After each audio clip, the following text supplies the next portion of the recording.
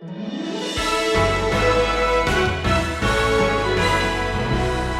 of us battle this particular temptation in some way or another. Maybe we don't get the attention we feel we deserve. Some people will never rest from trying to prove something to their parents, their boyfriend, their ex-girlfriend, their professor, their coach, dying, as it were, to hear some word of commendation.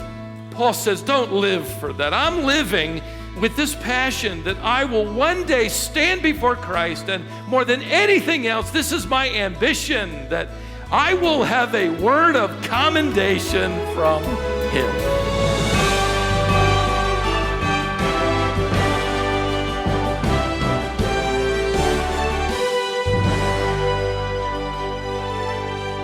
The world is full of record holders.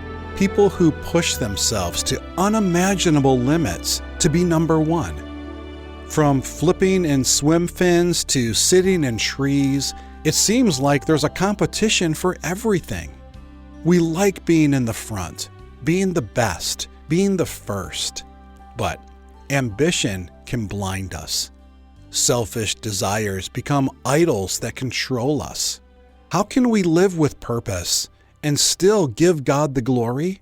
Today, Stephen Davey addresses that challenge and the rewards of biblical ambition.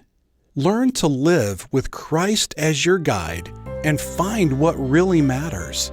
Stephen called this message, Me First. There's something desirable about holding, a record at something. We would all rather be at the head of the line than at the back of the line. It's something that we could call, in a word, ambition. It's an ever-present, ever-ready, clever temptation that so easily winds itself around our hearts and can trip us up. Let me show you the perfect illustration of this kind of ambition. Take your New Testament and turn to the first gospel account, the Gospel of Matthew, and you'll discover both the problem and the solution to self-centered ambition. It'll be familiar as soon as you see it, but look at Matthew chapter 18 and verse 1. At that time, the disciples came to Jesus saying, "Who is the greatest in the kingdom of heaven?" First of all, that's a problem. Just asking that. Who came up with this? We're not told. They all seem to be in on it. It happens to be one of the most talked about subjects among the disciples, which I'll show you. This is one of their most difficult questions that they're grappling with. Who's going to be the greatest in the kingdom of heaven? And they talk about it through Christ's entire ministry. In fact, for the sake of time, I'll just quote Luke chapter 9, verse 46. We're told that they are actually arguing about it. He records in that gospel account, and an argument arose among them, that is the 12, as to which of them was the greatest. You think, come on, these are the leaders of the future church. They must have been arguing about, the best discipleship methods, or maybe the best way to get the gospel, to the ends of the earth. Which one among the 12 of us is the greatest? That word greatest, by the way, has within it that little Greek word megon, from which we get our word mega. We talk about the rich person with the mega bucks. We even talk about the mega church that's so large. Or we refer to a person who makes mega deals. They kind of top the charts in sales. That's the idea behind the disciples' question. Lord, who's going to make it to the top of the charts? Rate us. Come on, tell us who's first, second, and third. Go ahead and name them. We'd like you to hand out some medals, for the super disciple among us.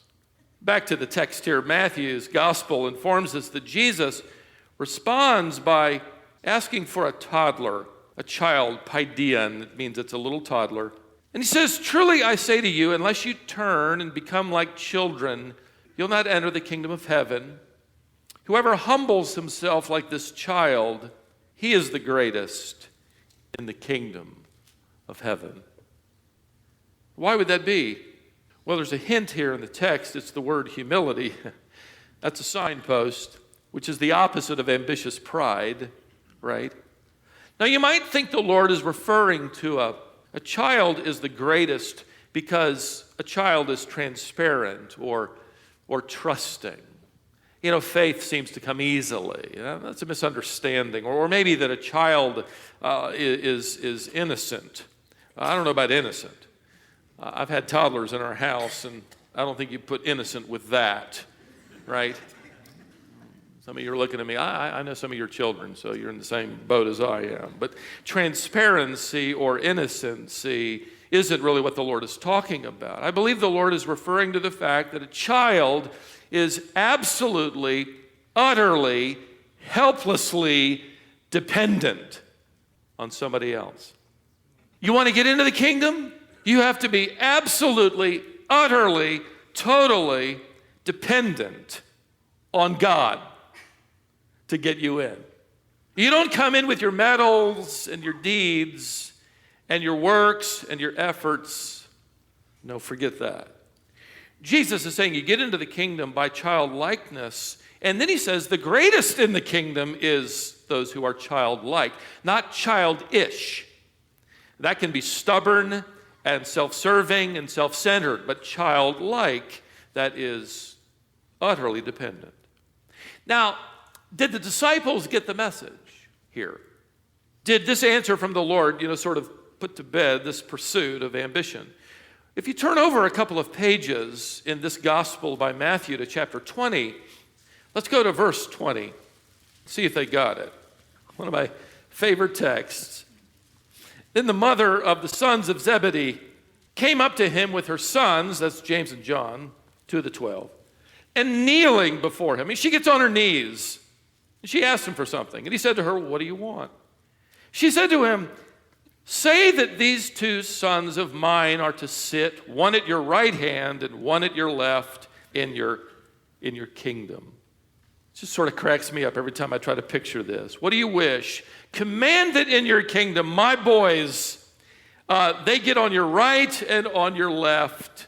In other words, Lord, when you work out your seating chart for the coming kingdom and all those thrones in the kingdom, put my boys on either side. I'm sure my boys deserve it more than these other fellas do. And James and John, what are they doing? They're just standing there. Can you just see the other 10 disciples somewhere around the corner doubled over in laughter at those mama's boys who have their mama coming up and kneeling before the Lord? Oh, no, not really. In fact, verse 24 says, when the 10 heard it, they were infuriated. They're not laughing. They're indignant at the 2 brothers. They're furious. The tense of the verb implies they actually express it. Who do you think you are? Why do you think you ought to get the right and the left? Then the argument just boils up again, all over again. Well, why were they just as furious?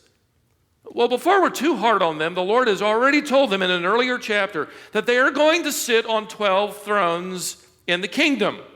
Okay, if that's true, then their ambition is leading them to say, okay, who gets to sit the closest to the King of Kings?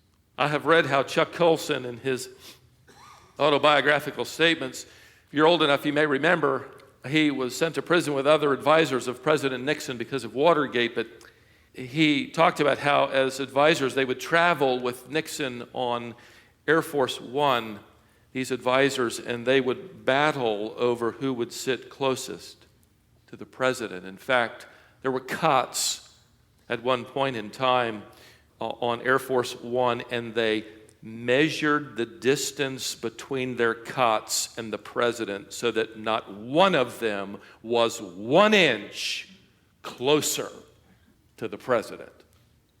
You talk about ambition. You talk about name dropping. You talk about, pictures on the wall with who's who. Isn't that the game the world plays?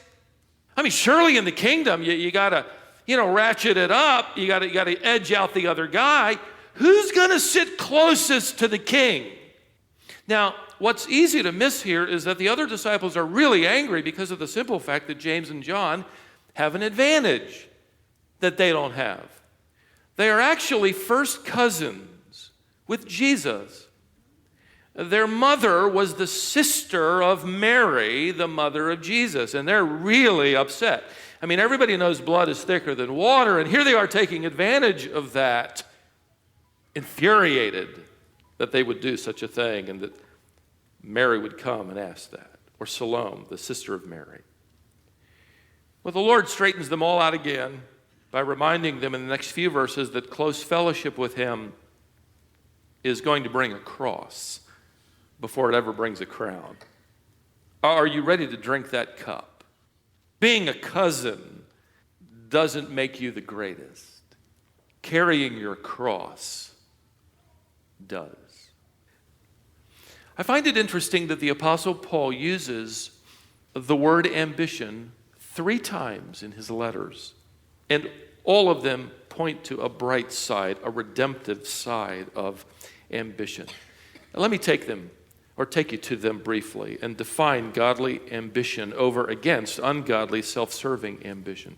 Paul is going to effectively challenge us as disciples to be ambitious about 3 projects, we'll call them, okay?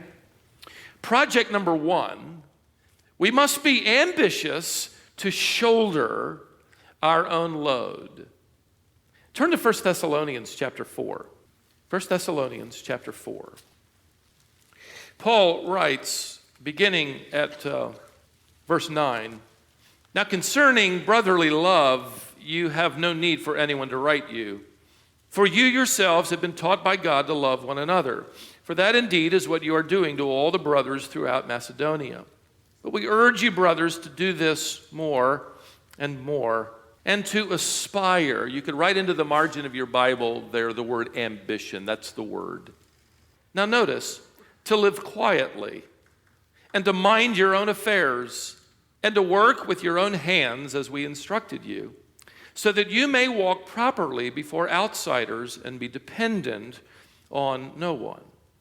Paul, by the way, picks up this same challenge in his second letter. If you go over to 2 Thessalonians in chapter 3, and you'll notice at verse 10, they don't get it in the first letter, by the way, and he writes in this letter a little bit more harshly, stronger language. "For even when we were with you, we would give you this command: if anyone is not willing to work, let him not eat. For we hear that some among you walk in idleness, not busy at work, but busy bodies." He uses a play on words here. "Now such persons we command and encourage in the Lord Jesus Christ to do their work quietly and to earn their own living." Now, most New Testament scholars point out the fact that within this context there is, I guess, what we could call kingdom fever, eschatological anticipation. I mean, they're expecting the Lord to come for his church at any moment, convinced as we are that he's coming soon. And so there were people in this church in Thessalonica who were saying, look, if that's true, and Paul spent time in these 2 letters talking about the coming of the Lord. If this is true and his coming is imminent, why work? Why bother? In fact, if you knew the Lord was coming back on Tuesday, would you do any laundry on Monday? Would you, fellas? Like me? Teasing. Would you cut the grass on Monday? No. Why bother? Jesus is coming back. We've seen in the 80s and 90s and even in the last couple of decades in this century, people setting dates for the rapture of the church, and people buy into it and they quit their jobs and sell their homes and hide out in the mountains and await the call. It's not a new phenomenon. In fact, there's a man by the name of Lactantius who was among the first to set the date for the rapture. He set it at AD 500. This is a long time ago. When that didn't happen, things settled down. Then another group came along, and this picked up a lot of steam, and they decided that it would take place at the dawning of the century, 1000, AD 1000. And church history records that multitudes of people sold their possessions or gave them away and went to the land of Israel to await his coming. Prominent leaders of the church even were among the crowd. course, they lost tremendous credibility, which was the enemy's intention. The fact that Jesus is going to come for his church, and that coming is imminent, has the potential of leading misguided people into assuming they figured out the mystery and the date. The preaching of Paul had created this awkward situation, especially uniquely, perhaps in this church, among misguided people. Many people had given up their jobs. They were standing about in excited groups, upsetting themselves and everybody else while they waited for the Lord's appearing. Paul's advice basically is this: when the Lord comes, and if he should come today, let him find you shouldering your load, shouldering your responsibilities, carrying your share of the load. Don't quit working. In other words, when he appears, might he find us at our God-appointed tasks, whatever they may be, even if it means the laundry. Make that your ambition. Be ambitious to shoulder your own load. Self-ambition, self-centered pursuits, self-promoting lifestyles, even self-promoting ministry, we have to be careful there too, will not be rewarded. Let me put it as practically as I can this way. Our ambition isn't for our glory. It's for God's glory. Some of us, in fact, all of us, I'm convinced, battle this particular temptation in some way or another. Maybe we don't get the attention we feel we deserve. Maybe we live for the praise of others. Some people will never rest from trying to prove something to their parents, their boyfriend, their ex-girlfriend, their professor, their coach, dying, as it were, to hear some word of commendation. If you aren't in leadership, make sure you dispense them for the encouragement of those who need to hear them. But Paul says, don't live for that. I'm living, effectively, he says, with this passion that I will one day stand before Christ, and more than anything else, this is my ambition, that I will have a word of commendation from him. And that'll be all I'll want. The believer should be ambitious to shape up their lives. The believer should be ambitious to shoulder their load. There's one more project. The believer should be ambitious to showcase the light. Go back to Romans 15, a few pages. Romans 15. And I want you to notice the transparency of the Apostle Paul as we're given sort of a little peek into his ambitious heart. Look at verse 20 of Romans chapter 15. Thus I make it my ambition. There's the third use of the word. I make it my ambition to preach the gospel, not where Christ has already been named, lest I build on someone else's foundation. But as it is written, those who have never been told of him will see, and those who have never heard will understand. Listen, the ambition of Paul was to showcase the light of the gospel of Jesus Christ. Paul never stopped being on the lookout for someone with whom he could share Jesus Christ. Let's adopt the ambitions of Paul. Ambitious to discipline our lives and focus our lives on a coming evaluation, and thank God for his grace all the way there. Ambitious to shoulder the load of responsibilities that God has placed on us. Maybe it is chasing that toddler around the house or cutting the grass. Ambitious to showcase the light. Let me point you not to me, let me point you to the light of Christ. Whatever we are by the grace of God. So the accolades don't come this way, right? They go to Christ, showcasing him in a world in which he has placed us. For several decades, I came across this. I'd seen it several years ago, nearly 10 years ago, for the first time, and remembered it and went and found it. It's a story, and I'm going to read a few paragraphs here, so bear with me, but it's about a man by the name of Charles McCoy who pastored a church in Oyster Bay, New York. He pastored and lived his entire ministry life as a single man. He had time to continue his education. While he pastored, he actually earned 7 graduate and postgraduate degrees.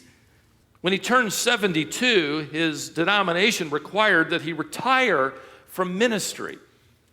And he rather reluctantly stepped away from the pulpit and people he had faithfully pastored for many years. He wasn't quite sure what to do with himself, and he wrote, "I keep thinking that my life's over and I haven't really done anything yet.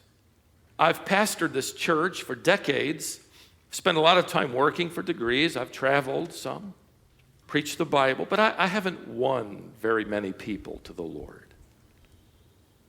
That bothered him. So one week after his retirement party, he happened to meet a missionary who invited him to come to India to preach.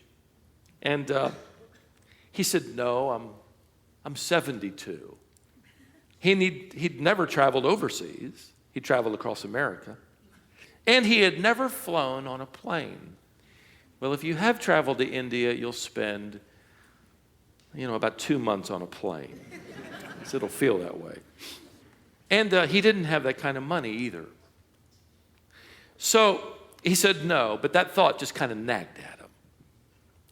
Till finally, this 72-year-old white-haired man announced to his friend, "I will go to India." He sold his car and a few possessions. He had enough to buy a one-way ticket to Bombay. His friends were horrified. What if you fall ill? What if you should die in India? With newfound courage, he said, "Well, it's as close to heaven from India as it is from here." So he arrived in Bombay, had his billfold, his passport, a satchel of clothes, and his Bible, all of which were stolen in his first hour in India. He was left with only the clothes on his back and the address of the missionaries in his pocket. The man who had originally invited him, let me read from this account, to come and preach, had actually decided to remain in America. And when he showed up on the missionary's doorstep, they weren't quite sure what to do with him. Those who were living there invited him in and gave him a small guest room. Well, Dr. McCoy was anxious to do something for Christ, and after 2 days of getting acclimated, he announced to those missionaries that he was going to visit the mayor of Bombay. "Don't waste your time," his friends advised. Well, after several years of trying, they said, "We've never been able to see him." Dr. McCoy had prayed about it and decided he'd go anyway without an appointment. He presented his business card, he had one of them with him, to the receptionist, and she looked at it carefully and then disappeared through a door. Returning, she told him to please return at 3:00 that afternoon. So he returned that afternoon to find a reception in his honor, attended by some of the most important civic leaders in Bombay. It seems the mayor had been greatly impressed by McCoy's tall frame, he was 6'4", his distinguished white hair, and all those degrees after his name. They thought he is a very important person, perhaps even a representative of the President of the United States, so they held a reception in his honor. Dr. McCoy was able to tell them who he was and then give a half-hour testimony of the gospel, speaking to them about Jesus Christ. At the end, he was applauded politely by the assembled crowd, and afterward he was approached by a man in an impressive military uniform who invited him to speak to the students of his military school, which, as it turned out, was India's equivalent to West Point. And after his first address, McCoy was invited back repeatedly. Invitations began to pour in from all over India, and he began an itinerant ministry of preaching the gospel. In Calcutta, he ended up starting a church for Chinese believers. He was asked to do the same in Hong Kong, where he was invited to come and live. He was then invited from there to Egypt and into the Middle East. He traveled everywhere with an energy that he had seldom before felt. He traveled and preached. He planted several churches. He taught in several schools, discipled a number of believers, spoke before government leaders and dignitaries in several countries. His international ministry would last 16 years. He died at the age of 88 in a hotel in Calcutta, India, just before he was to preach at a rally to men downtown. Dr. Charles McCoy never once came back to America. Had God informed him of what he had for him when he was 72, he probably would have fainted dead away. But he was simply ambitious, as we are to be, and to await whatever God does and whatever door he opens. It might be to a neighbor or a child, to a friend. Let me showcase for you the gospel of Jesus Christ.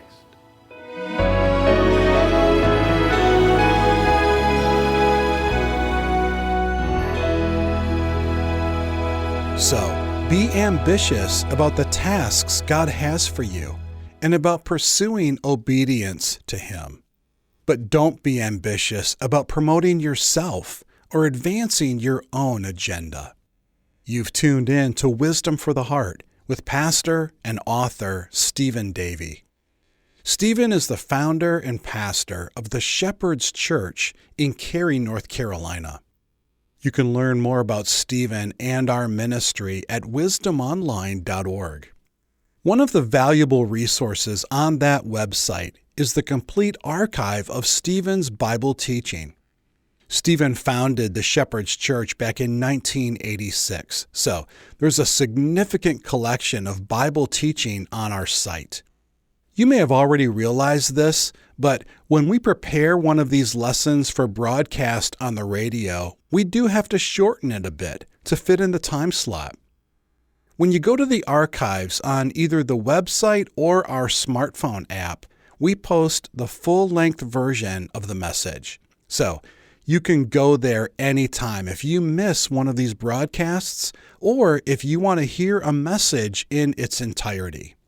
You'll find that website at wisdomonline.org, and our smartphone app is available in the App Store for your device. When you go to your App Store, search for Wisdom International. If you'd like to write to us, our mailing address is Wisdom International, P.O. Box 37297, Raleigh, North Carolina, 27627. We'd be encouraged to hear from you and learn what God's doing in your life. You can also send us an email at info@wisdomonline.org. If you'd like to add this series to your library of Christian resources, call us at 866-48-BIBLE for information. And then, please join us next time for more Wisdom for the Heart.